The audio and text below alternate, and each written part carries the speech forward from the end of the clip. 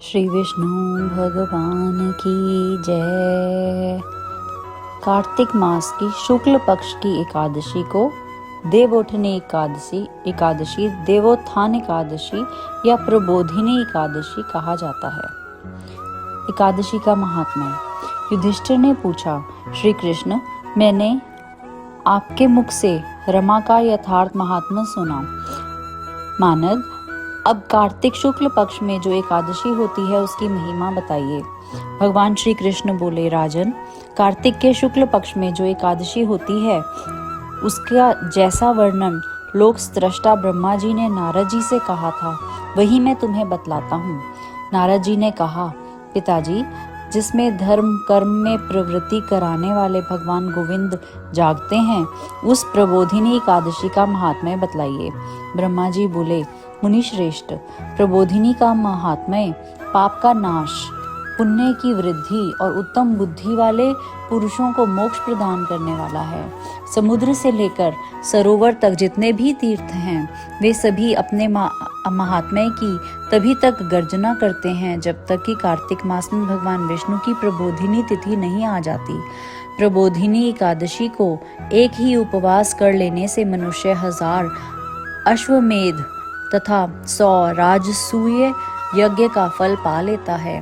बेटा, जो दुर्लभ है, जिसकी प्राप्ति असंभव है तथा जिसे त्रिलोकी में किसी ने भी नहीं देखा है, ऐसी वस्तु के लिए भी याचना करने पर प्रबोधिनी एकादशी उसे देती है। भक्ति पूर्वक उपवास करने पर मनुष्यों को हरिबोधिनी एकादशी ऐश्वर्य, संपत्ति, उत्तम बुद्धि, राज्य तथा सुख प्रदान करती है। मेरु पर्वत के समान जो बड़े बड़े पाप हैं उन सबको यह पाप नाशिनी प्रबोधिनी एक ही उपवास से भस्म कर देती है। पहले के हजारों जन्मों में जो पाप किए गए हैं उन्हें प्रबोधिनी की रात्रि का जागरण रुई की ढेरी के समान भस्म कर डालता है। जो लोग प्रबोधिनी एकादशी का मन से ध्यान करते हैं तथा जो इसके व्रत का अनुष्ठान करते हैं उनके पितर नरक के दुखों से छुटकारा पाकर भगवान विष्णु के परम धाम को चले जाते हैं। ब्राह्मण, अश्वमेध आदि यज्ञों से भी जिस फल की प्राप्ति कठिन है वह प्रबोधिनी एकादशी को जागरण करने से अनायास ही मिल जाता है। संपूर्ण तीर्थों में नहाकर सुवर्ण और पृथ्वी दान करने से जो फल मिलता है वह श्री हरि के निमित्त जागरण करने मात्र से मनुष्य प्राप्त कर लेता है। जैसे मनुष्यों के लिए मृत्यु अनिवार्य है उसी प्रकार धन संपत्ति मात्र भी क्षणभंगुर है। ऐसा समझकर एकादशी का व्रत करना चाहिए। तीनों लोकों में जो कोई भी तीर्थ संभव है वे सब प्रबोधिनी एकादशी का व्रत करने वाले मनुष्य के घर में मौजूद रहते हैं। कार्तिक की हरिबोधिनी एकादशी पुत्र तथा पौत्र प्रदान करने वाली है। जो प्रबोधिनी को उपवास करता है वही ज्ञानी है, वही योगी है, वही तपस्वी और जितेंद्रिय है तथा उसी को भोग और मोक्ष की प्राप्ति होती है। बेटा, प्रबोधिनी एकादशी भगवान विष्णु के उद्देश्य से मानव जो स्नान, दान, जप और होम करता है वह सब अक्षय होता है। जो मनुष्य उस तिथि को उपवास करके भगवान माधव की भक्ति पूर्वक पूजा करते हैं वे 100 जन्म के पापों से छुटकारा पा जाते हैं।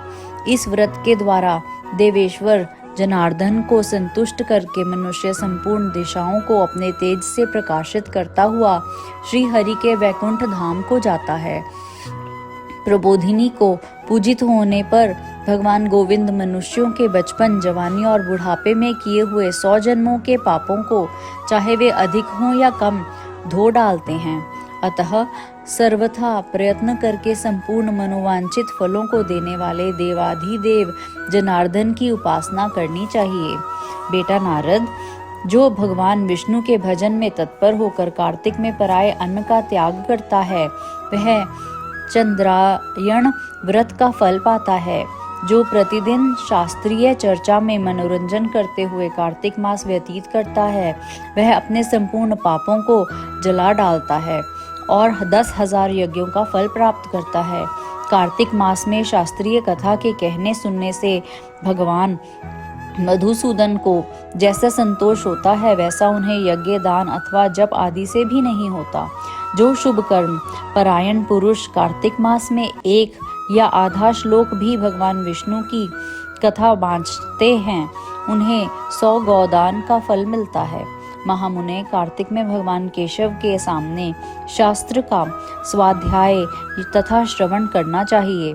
मुनि श्रेष्ठ, जो कार्तिक में कल्याण प्राप्ति के लोभ से श्री हरि की कथा का प्रबंध करता है, वह अपनी 100 पीढ़ियों को तार देता है। जो मनुष्य सदा नियम पूर्वक कार्तिक मास में भगवान विष्णु की कथा सुनता है, उसे सहस्त्र गोदान का फल मिलता है। जो प्रबोधिनी एकादशी के दिन श्री विष्णु की कथा श्रवण करता है, उसे 7 द्वीपों से युक्त पृथ्वी दान करने का फल प्राप्त होता है। मुनि श्रेष्ठ, जो भगवान विष्णु की कथा सुनकर अपनी शक्ति के अनुसार कथावाचक की पूजा करते हैं, उन्हें अक्षय लोक की प्राप्ति होती है। नारद, जो मनुष्य कार्तिक मास में भगवत संबंधी गीत तथा शास्त्र विनोद के द्वारा समय बिताता है, उसकी पुनरावृत्ति मैंने नहीं देखी। मुने, जो पुण्यात्मा पुरुष भगवान के समक्ष गान, नृत्य, वाद्य और श्री विष्णु की कथा करता है, वह तीनों लोकों के ऊपर विराजमान होता है। मुनि श्रेष्ठ, कार्तिक की प्रबोधिनी एकादशी के दिन बहुत से फल, फूल, कपूर, अर्गजा और कुमकुम के द्वारा श्रीहरि की पूजा करनी चाहिए। एकादशी आने पर धन की कंजूसी नहीं करनी चाहिए, क्योंकि उस दिन दान आदि करने से असंख्य पुण्य की प्राप्ति होती है। प्रबोधिनी को जागरण के समय शंख में जल लेकर फल तथा नाना प्रकार के द्रव्यों के साथ श्री जनार्दन को अर्घ्य देना चाहिए। संपूर्ण तीर्थों में स्नान करने और सब प्रकार के दान देने से जो फल मिलता है, वही प्रबोधिनी एकादशी को अर्घ्य देने से करोड़ गुना हो जाता है। देवर्षि, अर्घ्य के पश्चात भोजन, आच्छादन और दक्षिणा आदि के द्वारा भगवान विष्णु की प्रसन्नता के लिए गुरु की पूजा करनी चाहिए। जो मनुष्य उस दिन श्रीमद् भागवत की कथा सुनता अथवा पुराण का पाठ करता है, उसे एक एक अक्षर पर कपिला दान का फल मिलता है। मुनि श्रेष्ठ, कार्तिक में जो मनुष्य अपनी शक्ति के अनुसार शास्त्रोक्त रीति से वैष्णव व्रत का पालन करता है, उसकी मुक्ति अविचल है। केतकी के एक पत्ते से पूजित होने पर भगवान गरुड़ ध्वज 1000 वर्ष तक अत्यंत तृप्त रहते हैं। देवर्षि, जो अगस्त के फूल से भगवान जनार्दन पूजा करता है, उसके दर्शन मात्र से नरक की आग बुझ जाती है। वत्स, जो कार्तिक में भगवान जनार्दन को तुलसी के पत्र और पुष्प अर्पण करते हैं, उनका जन्म भर का किया हुआ सारा पाप भस्म हो जाता है। मुने, जो प्रतिदिन दर्शन, स्पर्श, ध्यान, नाम, कीर्तन, स्वतन, अर्पण, सेचन, नित्य पूजन तथा नमस्कार के द्वारा तुलसी में 9 प्रकार की भक्ति करते हैं, वे कोटि सहस्त्र युगों तक पुण्य का विस्तार करते हैं। नारद, सब प्रकार के फूलों और पत्तों को चढ़ाने से जो फल होता है, वह कार्तिक मास में तुलसी के एक पत्ते से मिल जाता है। कार्तिक आया देख प्रतिदिन नियम पूर्वक तुलसी के कोमल पत्तों से महाविष्णु श्री जनार्दन का पूजन करना चाहिए। 100 यज्ञों द्वारा देवताओं का यजन करने और अनेक प्रकार के दान देने से जो पुण्य होता है, वह कार्तिक में तुलसी दल मात्र से केशव की पूजा करने पर प्राप्त हो जाता है। बोलो श्री विष्णु भगवान की जय।